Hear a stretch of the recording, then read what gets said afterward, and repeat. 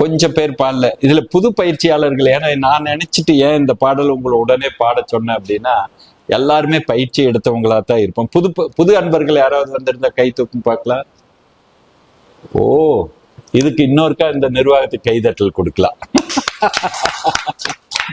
ஏன்னா எந்த மன்றங்கள்லயும் எங்க போனாலும் பாத்தீங்கன்னா இந்த மாதிரி விழா அப்படின்னா பழைய அன்பர்கள் தான் வந்திருப்பாங்க, புதிய அன்பர்கள் வராம. இங்க பாத்தீங்கன்னா 25% புதிய அன்பர்கள் வந்திருக்கிறீங்க. இது பெரிய ஒரு அச்சீவ் உண்மையாக. அப்ப அந்த புதிய அன்பர்களுக்கு கேட்கற மாதிரி இன்னொருக்கா நாம மன உறுதி பாடலாங்களா? ஏன்னா இந்த பாட்டை இந்த புதிய அன்பர்கள் கண்களை மூடி கொஞ்சம் கவனமா கேட்டீங்கன்னாவே போதும். ஏன்னா அதுக்குள்ளேயே அவ்வளோ அர்த்தம் இருக்குது. பாடலாங்களா இன்னொருக்கா? ஓகே. வாழ்க வளமுடன். குரு வணக்கம். புருவத்தினிடை உந்தன் பூவிரலால் தொட்டு எந்தன் உயிருணர்த்தி புன் செயல்கள் பதிவளித்து பூர்வ நிலை அறிவறிய துரியம் தந்து கருவறிந்து அகத்தவத்தால் கலங்கங்கள் போக பெரும் கலர்த்தமர்த்தி 5 புலன்களையும் ஆளும் கலை போதித்து உருவத்தில் உயிரை உயிருக்குள் உள்ள மெய்ப்பொருளை அறிவாய் காட்டி ஒழுக்கத்தால் உலகினையே நட்பு கொள்ளும் அன்பு நெறி விளங்க வைத்து திருத்தமுடன் காய கற்பம் சீர் கர்மயோகம் உடற்பயிற்சி தந்து சிந்தனையை உடல் நலத்தை சீரமைத்து உய்வித்த குருவே. வாழ்க வளமுடன். வாழ்க வளமுடன். இதுல பாத்தீங்கன்னா அந்த முதல் லைன்லயே எனக்கு கொஞ்சம் ஆழமா இதை சிந்திக்கலாம். இப்ப நாம தவத்துல இந்த குரு வணக்க பாடல்ல பாடுறாங்க, நாமளும் பாடிட்டு போயிடுறோம். அந்த குருவினுடைய மேன்மையும் மதிப்பையும் பெருமையும் அவர் நமக்கு செய்த உண்மையான ஆழ்ந்த விஷயம் என்னங்கிறத நம்ம கொஞ்சம் ஆழமா பார்த்தோம்னா எப்ப பாடுறப்பமா அது வரும். நானே அருட்காப்பு சொல்றப்பங்க இது அருட்காப்பு சங்கல்பம். அருள் பேராற்றலின் கருணையினால் உடல் நலம், நீலாயுள், நிறை செல்வம், உயர் புகழ், மெய்ஞானம் ஓங்கி, இது இப்படி சொல்றப்பவே அந்த வார்த்தைக்கு பின்னால் உள்ள அர்த்தத்தையும் நீங்க சேர்த்து சொல்லணும். அப்பதான் அது நம்மளுக்கு பயனடை. இப்போ அருள் பேராற்றல் கருணையினால் உடல் நலம் அப்படின்னு சொல்லல, உடற்பயிற்சி செய்வேன். நீலாயுள் அப்படிங்கிற தினந்தோறும் காய்கல்பு பயிற்சி செய்வேன். நிறை செல்வம் தினமும் தியானம் செய்வேன். உயர் புகழ் நான் என்னால முடிந்த உதவிகளை செய்வேன். மெய்ஞானம் இது போல சத்சங்கத்துல தொடர்ந்து வருவேன் அப்படின்னு அந்த அருக்காப்பத்தோட உள்ள இருக்கிற அர்த்தத்தையும் நாம சேர்த்து சொல்லணும், நினைச்சுக்கணும். அப்பதான் அது பயனளிக்குங்க. இல்லைன்னா அது ஒரு சடங்கா மாறி. இப்போ அதை திருப்பி சொல்லி மனப்பாடம் பண்ணிக்கலாங்களா? ஏன்னா கொஞ்ச நேரம் நம்ம ஒரு விஷயத்தை பேசினாலுமே அது நமக்குள்ள பதிவாயிரும். நிறைய பேசிட்டு போறதை விட கொஞ்சம் அருட்காப்ப சொல்றீங்களா இன்னொருக்கா? அருள் பேராற்றலின் கருணையினால் உடல் நலம், உடற்பயிற்சி செய்வேன். நீலாயுள், காய்கல்ப பயிற்சி செய்வேன். நிறை செல்வம், தியானம் செய்வேன். உயர் புகழ், தொன்றாற்றி இன்பம் பெறுவேன். மெய்ஞானம் இது போல சத்சங்கத்துல கலந்துப்பேன். இதையே சேர்ந்து இந்த எண்ணத்தோட அந்த சங்கல்பம் சொல்லும். அதே மாதிரிதானுங்க இந்த பாட்டுல பாத்தீங்கன்னா, புருவத்தினிடை உந்தன் பூவிரலால் தொட்டு எந்தன் உயிர் உணர்த்தி. இந்த இடத்துல என்ன இருக்குதுன்னு பாருங்க. இது வரைக்கும் நாம சாதாரணமா இந்த உடம்ப பத்தி தான் தெரிஞ்சிருக்கிறோம். இந்த மன்றத்துக்கு வராதுக்கு முன்னாண்ட உடம்ப பத்தி தான் தெரியும். பெரியவங்க எல்லாம் சொல்லுவாங்க, உடம்பு இருந்தா தான் எல்லாமே, உடம்பு நல்லா இருக்கணும், நல்லா பாத்துக்குங்க. இப்ப எல்லாம் கொஞ்சம் விழிப்புணர்வு எல்லாம் வந்துருச்சுங்க. இந்த சிறுதானிய உணவு சாப்பிடணும் அப்படி இப்படின்னு இந்த மன்றத்துக்கு வராதவங்களே உடலை பத்தி நிறைய சில விஷயங்கள் எல்லாம் பேசுறாங்க. மனதை பத்தி ஒரு 50% பேசுறாங்க. அதுலயும் கொஞ்சம் தவறாவும் சொல்லுவாங்க, மனம் ஒரு குரங்கு, மனம் போன போக்குலதான் போறாங்க அப்படின்னு. ஆனா இந்த ரெண்டுக்கு மூலமான உயிரை பத்தி எங்க சொல்றாங்களா? இல்ல. உயிர் இல்லைன்னா உடலும் இல்லை, மனமும் இல்லை. ஆனா அந்த உயிரையே உணர்த்துறாருங்க. எப்படி? அவருடைய பூவிரலால் தொட்டு. அவருக்கு யாருக்கு இந்த உயிரை உணர்த்துறாருங்க? அவருடைய ஆசான் குரு வைத்திய கிருஷ்ணராஜ்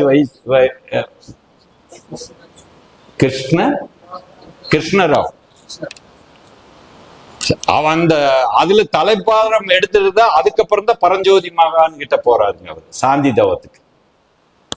அவரையும் பாடின மாதிரியுமே நமக்கு இந்த உயிரை உணர்த்தக்கூடிய, நமக்கு இந்த அவரு வாங்கின அந்த சக்திய, மகான் கிட்ட குரு கிட்ட வாங்கினத நமக்கும் அவரு கொடுக்கிறாரு. அதையே நாம மற்றவங்களுக்கு தீட்சை கொடுக்கிறோம். எப்படி கொடுக்குறோங்க? அவரே உள்ள இருந்து நம்மளுக்கு கொடுத்துட்டு இருக்கிறார், நாம கொடுக்கறது இல்லை. அவர் நம்மளோட உயிர். எப்போ தீட்சை நாம குருனுடைய அந்த உயிர் கலப்புன்னு போயிட்டு ஏற்பட்டுருச்சுங்க. அப்ப நாமளும் தீட்சை கொடுக்கிறப்ப நாம கொடுக்கிறோம்னு நினைக்க கூடாது. குருதான் கொடுக்கிறாரு, நாம ஒரு கருவி. கரெக்டுங்களா?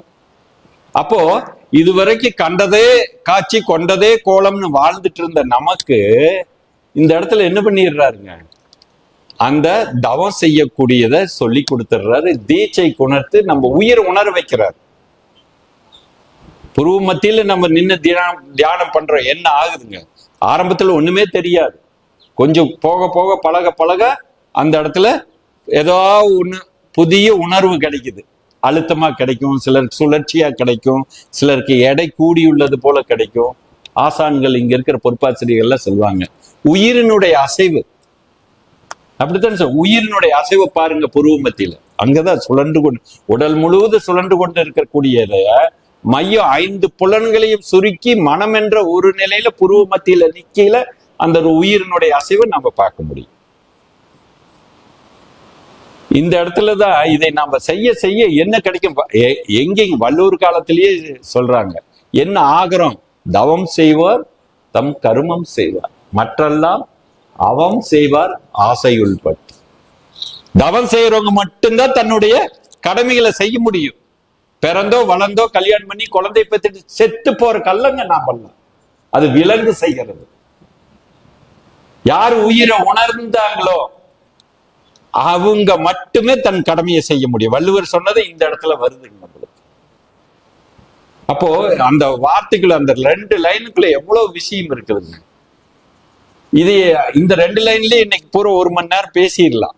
ஆனா அடுத்தவும் இந்த குரு நம்மளுக்கு செஞ்சிருக்கிற விஷயத்தை நாம் பார்க்கலாங்க. அடுத்த 2 லைன்ல என்ன சொல்றாங்க? புன் செயல்கள் பதிவளித்து பூர்வ நிலை அறிவறிய துரியம் தந்து. புன் செயல்கள் என்னங்க? நம்ம தெரிஞ்சோ தெரியாமலையோ, இப்ப ஐயா சொன்னது போல சொன்னார் இல்லைங்க, இது வரைக்கும் வியாபாரத்துல தப்பு நிறைய செஞ்சிருக்கிறோம், நல்லதும் செஞ்சிருப்போம், தப்பு நிறைய இல்லை. இந்த பதிவெல்லாம் அளிக்கிறது பூர்வ நிலை அறிய துரியம் தந்து. ஏன்னா இந்த துரியத்துலதான் நாம பாக்குறோம். சொல்லியிருப்பாங்க உங்களுக்கு பாடத்திலையும் கூட, எண்ணத்தின் சிறப்புல. அதாவது நாம இப்ப நீங்க இத்தனை பேர் இருக்கிறீங்க, எல்லாமே எங்க பதிவாகுதுங்க? என் கண்ணுக்குள்ள பாத்தீங்கன்னா அந்த கருவலிக்குள்ள இத்தனை பேர் 100 பேர் என் கண்ணில போய் உள்ள அடக்கமாயிருது. அது எங்க பதிவாகுது? மூளையில பதிவாகுது. அந்த மூளைக்கு மையம் தான் துரியம். இதுக்கு மட்டும் மையங்களா? இறைநிலைக்கு நுழைவாயிலுமே அதுதான். இங்கிருந்து பிரபஞ்சத்துக்கும் நாம தொடர்பு கொண்டுக்கிறோம். அப்ப அந்த நிலை, அந்த புன் செயல்கள் பதிவளித்து பூர்வ நிலை அறிவறிய துரியம் தருகிறோம். இந்த இடத்துலதான் அந்த பதிவளிக்கிறது அப்படின்னு. பதிவுங்கிறது என்னன்னு பாத்தீங்கன்னா, நீங்க இதுலயுமே நம்ம திருக்குறளை எடுத்துக்கலாங்க. பிறருக்கு இன்னா முற்பைகள் செய்யும். என்னாச்சுங்க அடுத்த லைன்? தாமே. அப்போ நாம செஞ்ச செயலுக்கேற்ற விளைவு உண்டு அப்படின்ட்டு எல்லா பெரியவங்களும் சொல்லியிருக்கிறார். மகரிஷி காஸ் அண்ட் எஃபெக்ட்ல தெளிவா சொல்லியிருக்கிறார். அப்ப நம்ம பதிவுகளை செஞ்சிருந்தோம்னா கண்டிப்பா அதை அனுபவிச்சா தான் ஆகும். அது உடலால அனுபவிக்கலாம், வறுமையால அனுபவிக்கலாம், கெட்ட பேரால அனுபவிச்சாகணும். கஷ்டப்பட்டு இதெல்லாம் அனுபவிக்கிறோம். ஆனா இஷ்டப்பட்டு நீங்க போய் சேவை செஞ்சிட்டீங்கன்னு வைங்க, அங்கேயும் பதிவழிஞ்சிருது. அதுக்கு துரியன் தேவை. அப்பதான் விழிப்பு நிலையோட நம்ம இருக்க முடியும். அப்போ இந்த துரிய தவத்துல நம்ம பிரபஞ்சத்தோட இணைஞ்சு நிக்கல, நல்லது கெட்டது எதுன்னு கண்டுபிடிச்சிடலாம். இஷ்டப்பட்டு நம்ம பதிவுகளை நம்ம அழிச்சிடலாம். அதனாலதான் மகிழ்ச்சி இந்த இடத்துல என்ன சொல்றேன், புன் செயல்கள் பதிவளித்து பூர்வ நிலை. இதுல இதையும் நாம பாருங்க, பூர்வ நிலை என்னங்க நம்மளுது? நாமெல்லாம் விண்ணா இருந்து காற்றா மாறி வெப்பமா வந்து நீரா நிலமா ஓரவரி தாவரமா ஈரறி ஊர்வனமா பரப்பனா விலங்கா கோரங்கா மனுஷனா வந்திருக்கிற அந்த பூர்வ நிலை எல்லாம் அறிஞ்சு அதுக்கப்புறம் தான் இங்க வர்றோம். இதுல இந்த பாட்டுக்குள்ள இன்னொரு குருவனுக்கு பாட்டு வந்துரு, அதை பாடி பார்க்கலாங்களா? என்ன பாட்டுங்க அது? அண்டமதில் உருவெடுத்து பாடுங்க பார்க்கலாம். அண்டமதில் உருவெடுத்து அறிவை பெற்று அவ்வறிவு ஒன்று முதல் ஆறதாகி கொண்ட மேலாம் இவ்வறிவில் குளிப்பில்லாமல் கோடான கோடி எண்ணி அனுபவித்து கண்டபலன் என அறிய நினைத்தேன். அப்போ கருத்துணர்த்தி கனல் மூட்டி கருவாம் ஞான குண்டலினி எனும் என் மெய்யுணர்வெழுப்பி குறித்து என்னை அறிவித்த குருவே அன்பே. பாருங்க, இந்த இடத்துல என்ன நம்மளுக்கு இந்த பாட்டுக்கான இந்த 2 வரிக்கான அர்த்தம் இந்த பாட்டுல இன்னும் தெளிவா சொல்லிடுறாரு. நம்ம அண்டம், அதாவது இந்த உலக வரலாற்றையவே, நம்ம வரலாற்று இல்லைங்க, மகரிஷின் வரலாறு இல்லை, உலகத்தினுடைய வரலாற்றையவே இந்த 8 லைனுக்குள்ள கொண்டு வர்றாருங்க. எவ்வளவு பெரிய கவிஞரா இருந்தா இதை செய்ய முடியும்? அண்டமெதில் உருவெடுத்து அறிவை பெற்று அவ்வறிவு ஒன்று முதல் ஆறதாகி கொண்ட மேலாம் இவ்வுருவில் குறிப்பில்லாமல் கோடானு கோடி எண்ணி அனுபவித்து, நாம இந்த உருவம் எடுத்து 6வது அறிவு பெற்று வந்த பிறகு என்னெல்லாம் பார்த்தோம் கேட்ட எல்லாத்தையும் அனுபவித்து கண்ட பலன் என்னை அறிய நினைத்தேன். மகரிஷி பேசுறாங்க. நம்ம தலைவர் ஐயா இப்ப சொன்னார், புரோலர் ஐயா, இவ்வளவு செஞ்சிட்டு இருக்கிறனே, அந்த இடத்துல யோசனை பண்றாரு, இனி நல்லதை எப்படி செய்ய முடியும் அப்படின்னு. அங்கதான் சொல்றாரு, கருத்து உணர்த்திட்டாருங்க. அங்க கனல் மூட்டுறாருங்க. கருவாம் ஞான குண்டலினி எனும் என் மெய்யுணர்வு எழுப்பி என்ற உண்மைய உயிரை எழுப்பி அவரு அந்த இடத்துல உள்ள பூந்துட்டாருங்க. எங்க மகரிஷிய உள்ள பூதுறாருன்னு பாருங்க. இந்த இடத்துலதான் நம்ம KR மயில்சாமி என்ன கிட்ட பூந்துக்கு இருக்கிறாரு. எல்லாத்துக்குள்ளயும் இதே மாதிரிதான் பூந்துருக்காங்க. இதை உணரும். அப்ப இந்த மாதிரி நீங்க எப்ப தேடல் ஆரம்பிக்கிறீங்களோ, எப்ப நீங்க இது என்ன, இயற்கையின் என்ன, இறைவன் யாரு, நான் யாரு, எங்க இருந்த பிறந்த அப்படின்னு தேடுறீங்களா, இல்ல வந்தோ பிறந்தோ இறந்து போனோம் அப்படின்ட்டு இல்லாம அடுத்தது என்ன, எதுக்காக 6வது அறிவு, அது 5 அறிவுலயே நடந்துட்டு இருக்கிறது. 6வது அறிவு நமக்கு எப்போ நாம செய்யறதெல்லாம் கரெக்டா, இது என்ன உலகம்னு என்ன இயற்கை, இப்படி தேட ஆரம்பிக்கல. இந்த இடத்துல தான் கருத்துணர்த்தி கனல் மூட்டி கருவாம் ஞான குண்டலினி எனும் என் மெய்யுணர்வை எழுப்பி விடுறாரு.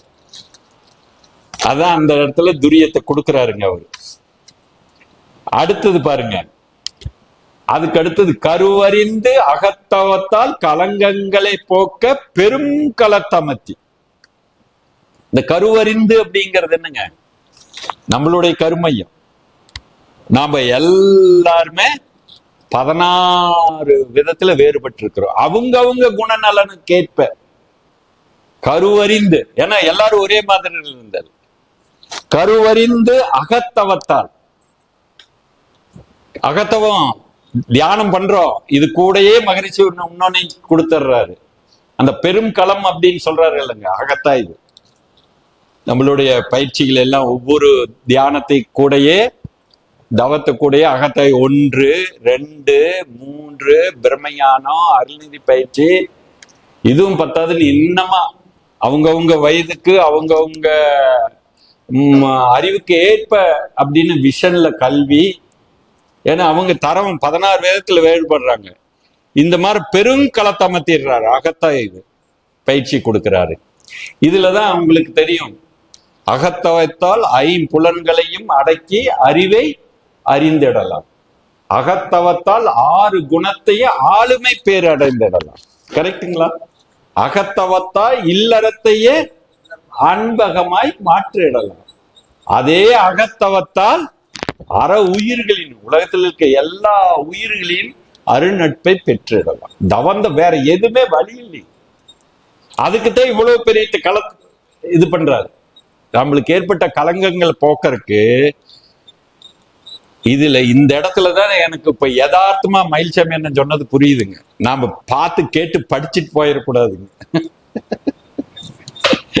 இந்த கலங்கங்க எல்லாம் போகணும்னா பயிற்சியா கொடுத்துருக்கிறாருங்க. இதுதான் பெரிய சாதனையாளர் மகரிஷி சொல்றது. இது வரைக்கும் இதையே நிறைய பேசி இருக்கிறாங்க, சத்சங்கத்துல கலந்துருக்கிறோம், கேட்டிருக்கிறோம், நல்லதுன்னு சொல்லி இருக்கிறோம், நாமளும் பேசி இருக்கிறோம், ரசிச்சிருக்கிறோம். ஆனா அதை நடைமுறைப்படுத்தணும்னா பயிற்சி தான் முடியும். அதுதான் இந்த பெரும் களம் அப்படிங்கிறது. யார் வேற ஏதாவது இது போல அமைச்சு கொடுத்துருக்கிறாங்களான்னு பாருங்க. எந்த ஞானிகள் மகான்கள் இது வரைக்கும் இப்ப இருக்கிற நிறைய மகான்கள் ஞானிகள் நிறைய விஷயம் சொல்றாரு. இந்த மாதிரி பயிற்சி முறை பெருங்காலத்தை அமைத்து கொடுத்துருக்கிறாங்களா? இல்லை. அப்போ அந்த விஷயத்துல பாத்தீங்கன்னா மகரிஷி எல்லாத்துக்கும் மேல நிக்கிறாரு. அதுக்கடுத்து லைன் என்னங்க, கருத்தினிடையே விளைவறிந்து 5 புலன்களையும் ஆளும் கலை போதித்து. இந்த இடத்துல பாத்தீங்கன்னா இந்த நம்ம 16 வேறுபட்டு இருந்தாலும் பல கருத்துக்கள்லாம் இருக்கு.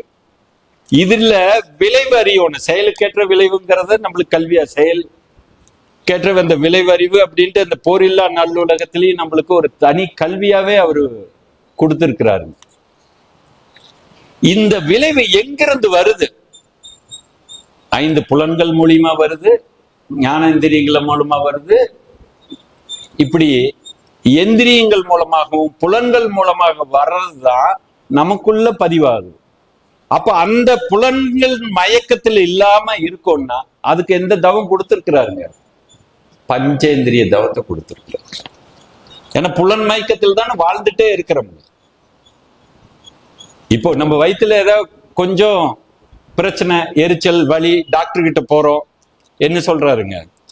அல்சர் ஆரம்பமா இருக்குது, காரம், டீ, காப்பி, ஊறுகாய், உப்பு எல்லாத்தையும் குறைச்சிக்கோங்கிறாரு. நாமளும் என்னங்கிறாங்க? வலி இருக்கு, ஐயோ நீ தொடவே மாட்டேங்க, அதெல்லாம் எதுக்குன்னு பார்த்து. ஆனா கொஞ்சம் சரியாயிடுச்சு, ரெடி ஆயிட்டோம், மறந்துட்டோம், எல்லாம் வருது, கிடைக்குது. அப்ப கூட கொஞ்சம் உள்ள மனசாட்சி சொல்லும், டேய் இது சாப்பிட்டா ஏதாச்சும் ஆகணும். சாப்பிட்டா ஆகும், ஆனா கொஞ்சமா சாப்பிடலாம், இல்லாட்டி சில பேர் மறந்துட்டே சாப்பிட ஆரம்பிச்சது. அப்ப அந்த புலன்களுக்குள்ள மயங்கி கிடக்கிறோம். அப்ப அதையும் நாம் இந்த இடத்துல ஆளக்கூடிய வல்லமை நம்மளுக்கு மகரிஷி கொடுத்துடுறாரு. அதனாலதான் கருத்திடையே விளைவறிந்து 5 புலன்களையும் ஆளும் கலை போதித்து. இந்த மாதிரி ஒவ்வொரு இடத்துல நாம எங்கெங்கெல்லாம் சறுக்கிறோமோ, எங்கெல்லாம் விலகிறோமோ, அங்கெல்லாம் நம்ம கையை பிடிச்சிட்டு கூட்டிட்டு போறாரு. இதை யாரு சொன்னது? இந்த குரு வணக்கம் பாரு, இதுவுமே மகிழ்ச்சி நம்மளுக்கு பாடி காட்டிடு. இதுதான் அன்புங்க. நான் திருப்பி திருப்பி இதைத்தான் சொல்றேன். அதுக்கு அடுத்தது பாருங்க, உருவத்தில் உயிரை, உயிருக்குள் உள்ள மெய்ப்பொருளை அறிவாய் காட்டி. இந்த இடத்துலயும் நம்ம பாத்தீங்கன்னா ஒரு குரு வணக்க பாடல் இருக்கு. அதுக்கு முன்னாண்ட இதை பாக்குங்க. இந்த உடம்பை பத்தி தெரிஞ்சோம், இந்த உடம்புக்குள்ள உயிர் இருக்குதுன்னு மகரிஷிகிட்ட வந்து இதுதான் இயக்கிட்டு இருக்குதுங்கிறதையும் நம்ம தெரிஞ்சுக்கிட்டோம். உலகம் இந்த விண்ணு, பிரபஞ்சத்துக்குள்ள விண்ணு சுழண்டுட்டு இருக்குது. அதே விண்ணு தான் உடம்புக்குள்ள உயிரா இருக்கு. வெளியில விண்ணா இருக்குது, உடம்புக்குள்ள வந்து அதுக்கு பேர் உயிர். இந்த விண்ணு சுத்துறதுனால இந்த பிரபஞ்சமே சுத்துது. அதே மாதிரி இந்த உடம்புக்குள்ள உயிர் சுத்துது, அதனால இந்த உடம்பு சுத்திட்டு இருக்கு. இந்த உடம்பு சுத்துறதுனால, இயங்குறதுனால நாம செயல்பட்டு தான் ஆகும். இந்த இடத்துல இதையும் நாம கவனிச்சுக்கணும். யாரும் செயல்படாம இருக்க முடியாது. ஆனா நாம எங்க செயல்படுறோம், என்ன செயல்படுறோம், எதை செய்யறோம், இதுதான் முக்கியம். செயல்படாம யாருமே இருக்க முடியாது. இந்த இடத்துல ஒரு சின்ன இந்த சூலூர்னு எனக்கு நினைவு வந்துருச்சுங்க, டக்குன்னு சொல்றேன். என்னுடைய நண்பர், அவர் ஆரம்ப காலத்துல இங்க வந்துட்டு இருப்பார், சந்திரகுமார்ன்னுட்டுங்க. அவருடைய கார்ல தான் இங்க சூலூர் அறிவித்திருக்கோயில் கட்டிட்டு இருக்கிறப்ப நான் வந்து போயிட்டு இருப்பேன். அவர் முத்துக்கவுண்டம்பாளையங்கள, இது என்ன பக்கத்தால ஒரு ஊர் இருக்கு, முத்துக்கவுண்ட புதூர், அந்த ஊருக்காரரு. அது அவருக்கு ஆர்வம் இங்க அறிவித்திருக்கோயில் கட்டுறப்போ. அப்போ எப்போ இது மூல சேவைக்கு போகையில அவர் கொஞ்சம் வசதியானவருங்க. உடனே எனக்கு கார் எடுத்துட்டு வந்துடுவார், எனக்கு சேவை செய்யறதுக்கு. அவருக்கு ஒரு நான் தமிழ்நாடு முழுவதும் போய் சர்வீஸ்க்கு போவோம், அதனால அவரும் கூட வந்துடுவார். என்னதான் அவரு நல்ல விஷயம் செஞ்சாலும் வீட்டுல வாழ்க்கை துணைன்னு ஒண்ணு இருக்குது இல்லைங்க, அவங்க அவ்வளவு சீக்கிரமா விடுவாங்களா? தமாசுக்கு சொல்றேங்க, அவரு அவங்க மிஸ்ஸஸ் கிட்ட சொல்லுவாங்க, உன்னை மட்டும் நானு பார்க்காம இருந்தேன்னா நான் முரளி சாரை கல்யாணம் பண்ணியிருப்பேன் அப்படின்னு. அவ்வளவு பிரியுங்க என் மேல அவருக்கு. இது என்னாச்சு, அவங்க வீட்டுல எங்காச்சும் முரளி சார் கூட பொண்ணு ஏதாவது ஒரு தடை பண்ணிடுவோன்னுட்டு ஒரு முறை நாங்க முக்கியமான கோயம்புத்தூருக்கு வேற ஒரு வேலையா போகணுங்க. அங்க ஒரு பயிற்சிங்க, நம்ம பேரூர் செட்டிப்பாளையம் அறிவித்திருக்கோயிலுக்கு. எல்லாம் நேத்து பேசி வச்சுட்டோம் காலையில போலாங்கன்னான்ட்டு. காலையில திடீர்னு என்ன பண்ணாங்க, குறுக்கீடு போட்டாங்க. அப்புறம் நான் எப்படியோ போயிட்டு இன்னொரு நண்பர் பிடிச்சிட்டு வர்றப்போ எனக்கு உக்கடத்துல ஒரு வேலையை முடிச்சுட்டு இந்த சூலூர் வழியாத்தான் வர்றப்போ இந்த சூலூர் பஸ் ஸ்டாண்டு கிட்ட அவரை பார்க்கிறேன். அவர் ரோடு கிராஸ் பண்றாரு. அவர் ஏன் உடுமலைப்பேட்டை போகணும் அது இதுன்னு காரணம், அது பொய்க்காரன்னு தெரிஞ்சு போச்சு. சரி, வீட்டுல ஏதோ தடை பண்ணிட்டாங்கன்னு நானும் விட்டுட்டேன். இங்க ரோடு கிராஸ் பண்ணுறப்போ நானும் வண்டியை ஓரம் பண்ணிட்டு, அண்ணா எங்கீங்கன்னா கோயம்புத்தூர் உடுமலை போறேன், நீங்க இங்க சூலூர்ல சுத்திட்டு இருக்கிறீங்க அப்படின்னு கேட்டேன். அது ஏன் கேக்குறீங்க, அவங்களுடைய மச்சினம் வந்து கொஞ்சம் மனநிலை பாதிக்கப்பட்டிருந்தாருங்க. அவர் பஸ் ஏறிங்க இங்க வந்து சூலூர்ல எங்கேயே இறங்கிட்டாரு. அவங்க மச்சின்ன தொலாவிட்டு இங்க வந்துட்டாரு அவர். அதாவது தொண்டாடுறதுக்கு என் கூட அங்க வந்திருந்தாருன்னா அவர் மச்சின காணாம போயிருக்க மாட்டார். அந்த உயிர் சுழன்று கொண்டு இருக்குது, இயக்கம் எங்க இருக்கணுமோ அங்க இருந்ததுன்னா வேண்டாத இயக்கத்துக்குள்ள போய் நாம் சிக்க மாட்டோம். நாம கண்டிப்பா பதிவை கழிச்சுதான் ஆகணும். நீங்க அந்த பதிவை எங்க கழிக்கணும் அப்படின்னு பாத்தீங்கன்னா, 4 பேருக்கு நல்லது செய்யக்கூடிய இது போல அறிவித்திருக்கோயில வந்து நீங்க செயல்பட ஆரம்பிச்சீங்கன்னா அந்த மாதிரி ஒரு வேண்டாத வேலைகள்லாம் நடக்காது. யாராவது உடம்பு சரியில்லாம போகிறது, ஒரு பிரச்சனை வர்றது, அதுக்குள்ள போய் நாம சிக்கிக்கிறது. நாம இங்கேயே வந்து சிக்கிட்டோம்னு வைங்க, அங்க சிக்க மாட்டோம். அதுதான் இந்த இடத்துல நான் சொல்ல வர்றது. அந்த இடத்துலதான் அந்த உயிர் சுழன்று கொண்டு இருக்கக்கூடிய உயிர் நம்ம உடம்புக்குள்ளேயே சுத்திட்டு இருக்குது, அது இயங்கி கொண்டுதான் இருக்குது. இயக்கம் எங்க இருக்கணுங்கிறத இந்த இடத்துல நாம பார்க்கணும். உருவத்தில் உயிரை, உயிருக்குள் உள்ள மெய்ப்பொருளை அறிவாய் காட்டி, இந்த இடத்துல அறிவை தான் தெய்வம் அப்படின்னு இந்த இடத்துல அந்த நாம மகிழ்ச்சி கொடுத்த இன்னொரு குரல்